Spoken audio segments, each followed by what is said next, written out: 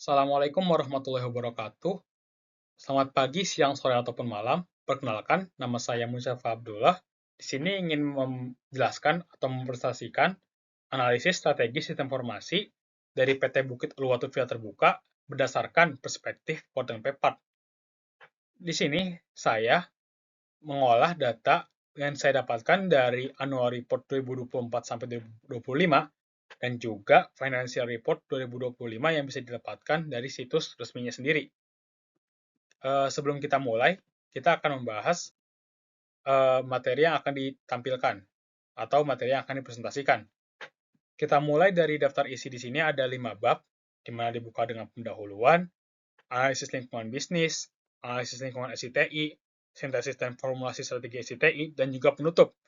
Nah, pendahuluan ini ada latar belakang, rumusan masalah, tujuan, manfaat, dan ruang lingkup. Sedangkan untuk analisis lingkungan bisnis, ada bisnis eksternal, adanya PESTEL dan Porter 5 Forces sebagai alat atau metode, dan juga adanya bisnis internal, di mana kita menggunakan BSC atau Baseline Scorecard, VRIO, Value Chain, dan juga CSF atau Critical Success Factor. Lanjut dengan analisis lingkungan SITI, di sini eksternal yang menggunakan teknologi dan juga benchmarking dari PT lain, terus juga ada portofolio McFarland yang disambung dengan internal SITI, dan juga strategi alignment. Terus juga ada sintesis dan formulasi strategi SITI, adanya Porter, Value Chain, dan SWOT atau TWS. Terus juga ada McFarland Grid, Gap Analysis, Roadmap, dan implikasi. Sedangkan ditutup dengan penutup yang berisi kesimpulan dan saran. Kita bisa langsung membahas latar belakangnya. Di sini, adanya paradoks Bali, itu istilah dari saya pribadi. Jadi, paradoks Bali itu ini apa?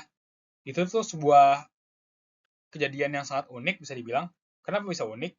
Karena paradoks Bali ini terjadi setelah pasca COVID atau pasca pandemi. Di sini itu ada kejadian di dalam PT Bufa ini, di mana tekanan dia sangat luar biasa dari pasca pandemi ini. Kenapa sangat luar biasa? Karena ada banjirnya villa-villa baru dan platform sharing ekonomi seperti Airbnb membuat persaingan mereka menjadi brutal. Akibatnya, tingkat hunian atau okupansi Bufa tertekan turun ke level 60,50% di tahun 2025. Namun, ada sebuah anomali yang luar biasa. Di tengah turunnya okupansi, laba bersih Bufa itu meningkat sebesar 974%, yang kalau dari angka itu menjadi 99,75 miliar. Nah, bagaimana ini bisa terjadi? Jawabannya ada di teknologi. Di depan front end, sistem analitik dynamic pricing mereka berhasil memaksa harga kamar naik sebesar 10,91%, sehingga pendapatan tetap terselamatkan. Tapi, kesuksesan di depan ini menutupi sebuah penyakit kronis di lini belakang. Besarnya skala aset perusahaan yang mencapai 2,61 triliun tidak diimbangi dengan sistem informasi yang terintegrasi. Terjadi fenomena Islands of Information atau silo data antar properti mereka, Ali Laut Luwatu, Ubud, dan Manggis, itu berakibat fatal, di mana beban umum dan administrasi mereka membengkak ekstrim hingga 127,42 miliar yang pelan-pelan menggerus laba usaha murni mereka. Disinilah metodologi Ward dan Peppard masuk sebagai penyelamat untuk menyelaraskan kesuksesan strategi bisnis dengan arsitektur teknologi di lini belakang. Dari latar belakang tersebut, penelitian ini merumuskan 3 pertanyaan utama. Pertama, bagaimana mengidentifikasi gap antara kondisi sistem saat ini dengan visi masa depan? Kedua, bagaimana silos dapat dieliminasi melalui perencanaan ulang arsitektur? Dan ketiga, bagaimana memetakan prioritas investasi SITI ke dalam McFarland Strategic Grid? Secara praktis, penelitian ini bertujuan memberikan blueprint KPI-XTI bagi manajemen Bufa, memecah data silos antar properti, meningkatkan pendapatan non-kamar melalui personalisasi, dan otomatisasi pelaporan ESG. Ruang lingkup penelitian berfokus pada 3 properti utama Bufa, menggunakan data dari laporan tahun 2025 dan juga data finansial 2025. Kita masuk ke bab 2, analisis lingkungan bisnis. Saya mulai dengan analisis PESTEL. Dari sisi politik dan ekonomi, kondisi cukup mendukung. ekonomi Indonesia tumbuh 5,11% dan BI rate turun, ini juga mendorong laba BUFA melesat hampir 10 kali lipat. Sedangkan dari faktor sosial menunjukkan wisatawan semakin selektif pada pengalaman, bukan hanya harga. BUFA merespon dengan kualitas layanan yang tercermin dari skor kepuasan sebesar 97,8%. Sedangkan untuk faktor teknologi menonjol dengan adopsi 43 kendaraan listrik, naik dari hanya 16 unit tahun lalu. Ini mencerminkan komitmen mereka untuk menerapkan ekoturism. Sedangkan untuk faktor hukum didominasi kewajiban pelaporan ESG dari OJK. Dan faktor lingkungan menegaskan mereka untuk melakukan komitmen zero waste dengan keberhasilan mengelola 87% limbah secara internal. Nah, selanjutnya analisis Porter 5 Forces, di mana ada 5 kekuatan yang membentuk landscape persaingan BUFA.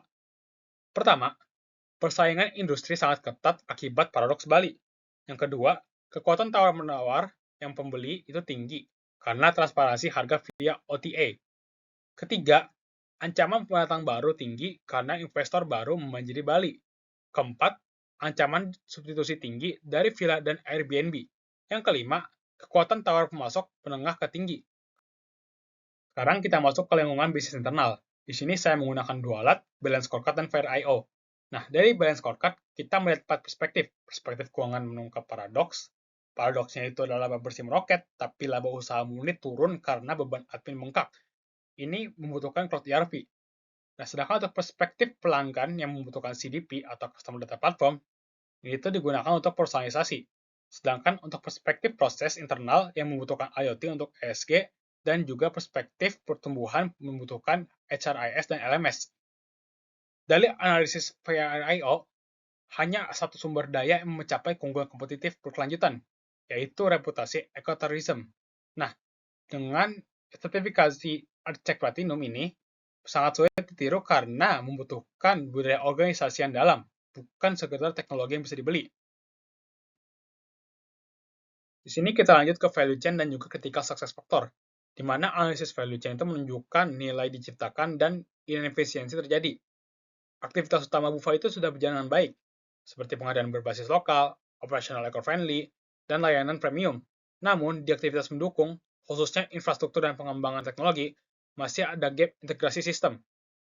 Dari sini lahir critical success factor atau faktor penentu keberhasilan. Ada 4 CSF utama BUFA. Pertama, pengawasan biaya yang ketat yang membutuhkan cloud ERP. Yang kedua, optimalisasi margin harga dengan dynamic pricing. Yang ketiga, monetisasi data tamu melalui CDP berbasis AI untuk cross-selling ke F&B dan wellness. Dan keempat, integritas pelaporan ESG untuk mempertahankan sertifikasi Architect. Masuk ke analisis lingkungan SCTI, di sini dilakukannya analisis lingkungan SCTI dalam eksternal terlebih dahulu. Nah, dari tren teknologi penelitian, ada dua tren utama di dalam perhotelan. Yang pertama, adanya tren AI dan Big Data yang mendorong era smart hospitality, di mana CDP berbasis AI itu memungkinkan hotel untuk memprediksi kebutuhan tamu bahkan sebelum tamunya tiba. Terus juga yang kedua, adanya integrasi IoT dengan sustainability untuk manajemen energi dan pelaporan ESG otomatis. Untuk benchmarking kompetitor, BUFA dibandingkan dengan dua pesaing utama.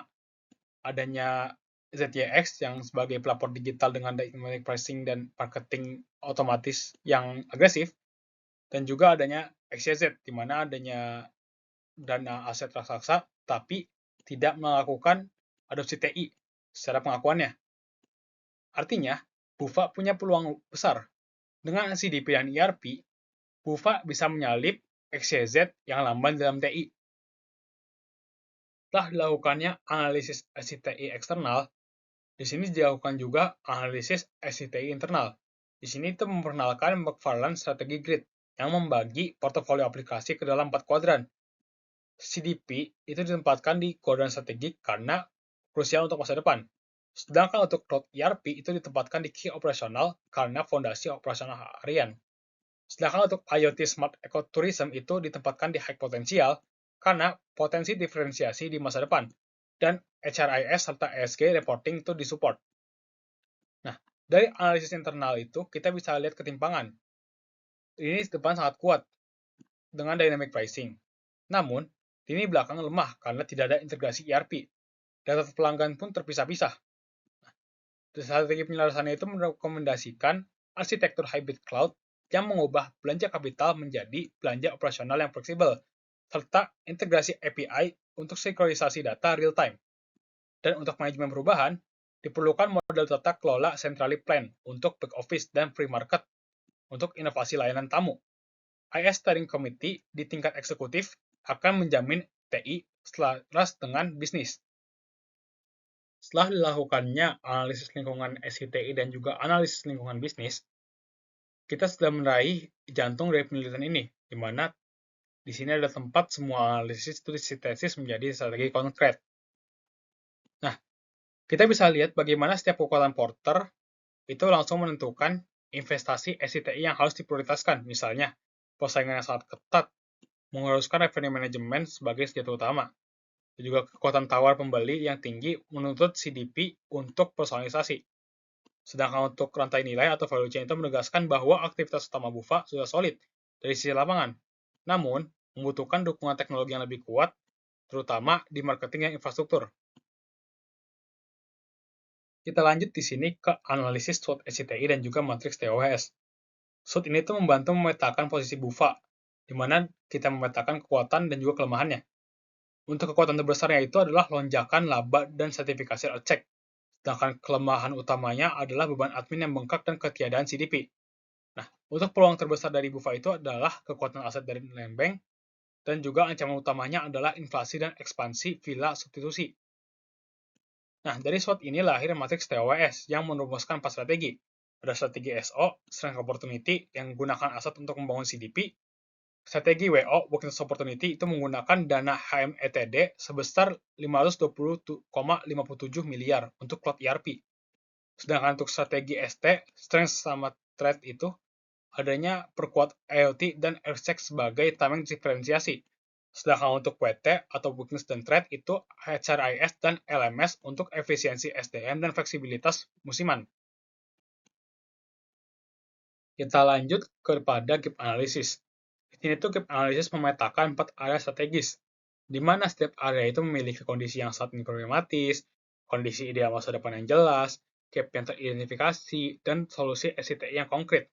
Nah, gap analysis itu menunjukkan kesenjangan yang nyata, dari arsitektur as-is yang parsial dan rawan human error, menuju to be yang otomatis, real-time, dan berbasis awan atau cloud.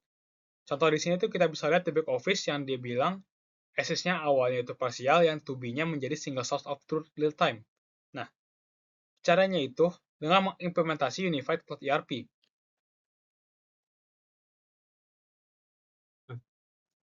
Di sini kita setelah melakukan gap analysis atau analisis gap, kita akan berfokus dalam menetapkan roadmap implementasi portofolio SITI. Roadmap ini terbagi dari 3 fase, adanya fase fondasi operasional, fase akselerasi data, fase diferensiasi dan inovasi. Nah, fase fondasi operasional itu dimulai dengan Unified Cloud ERP dan HRIS plus LMS terpusat. Untuk akselerasi data, kita mulai dengan Customer Data Platform yang diikuti dengan Hyper Personalization.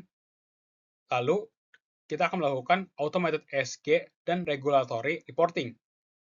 Untuk fase diferensiasi dan inovasi, kita akan melakukan Sistem Revenue Management untuk ditingkatkan, dan Smart Ecotourism, IoT, plus Automated ESG dan Smart Energy.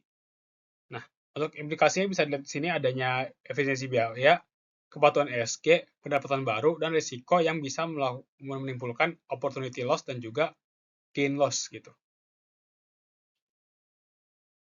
Berdasarkan rangkaian analisis, dapat disimpulkan bahwa BUFA berada di persimpangan strategi kritis di 2025. Di satu sisi, dynamic pricing terbukti menyelamatkan profitabilitas di tengah tekanan paradoks Bali. Di sisi lain, ekspansi korporasi melahirkan inefisiensi back office yang dimana beban admin meningkat yang terus menggerus laba usaha. Strategi Wharton Paper menempatkan CDP sebagai aplikasi strategik dan ERP sebagai key operasional, bukan berdasarkan tren teknologi, melainkan berdasarkan celah finansial real BUFA tahun 2025. SI atau TI bertransformasi dari kalkulator back office menjadi mesin pengumpulan kompetitif. Di sini ada PS1 yang dimana implementasi Unified Cloud ERP itu dilakukan secara segera, fase 2 untuk CDP dan personalisasi, fase 3 untuk upskilling SDM digital, dan fase terakhir itu ada IE Steering Committee. Nah, sekian dari saya. Jika ada kesalahan dan penyebutan, mohon dimaafkan. Wassalamualaikum warahmatullahi wabarakatuh. Sekian dari saya.